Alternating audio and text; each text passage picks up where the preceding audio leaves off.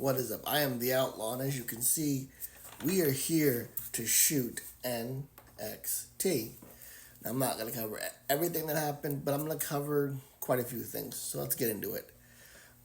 First off, you know, two-time Trick comes out, cuts a good promo, gets interrupted by the heel Wesley. Also, just point this out: the new NXT men's and women's titles look absolutely fantastic. I feel like for the first time in the history of NXT, like they look like world titles. So I'm a huge fan of the new design. Like they look absolutely fantastic, and as a world title should. But let's keep going. We had a pop in moment for main event Jey Uso, your Intercontinental Champion. That was cool, which led to this really cool All Champions moment because coming out for their first match in the six-woman tag was Kalani Jordan, Bianca Belair, and Jade Cargill. So I had this really cool moment where all the champions, Kalani Jordan being the women's North American champion, the women's tag team champion, the NXT champion, and the IC champ, all held up their titles. And they faced Fatal Influence. Obviously, if you're having the women's tag team champions come in, we all know what happens. They go over. Now, we're going to skip ahead a little bit to the North American Championship match. The ruler of the world, the Mountain, the longest reigning North American champion, OFME, versus Tony D'Angelo of the family of the Don of NXT. I've been a big supporter of Tony D'Angelo since day one. I love his gimmick. I love the family. I love what they've added to the Don as time has went on. Stacks, the underboss, Lorenzo, Rizzo. Like I love the family. I think it's great. But this was a really good, solid match. And they had a roll-up win for Tony D to become the new NXT North American champion. But like I said, this match was really good. There were a lot of really big moments. You had one where Rizzo, or where, sorry, Owen Heavy shoves the family, knocks down Rizzo, and Tony D'Angelo gets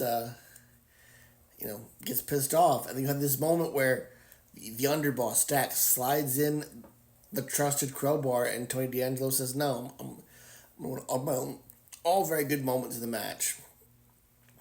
I'm very excited to see where it goes from here." My own assumption is that after his great reign, I would assume that Obafemi gets pushed to the main event scene and eventually becomes the NXT champion. I can see him being the one that beats Trick Williams to become the champ. So, but we'll see. That's in the future.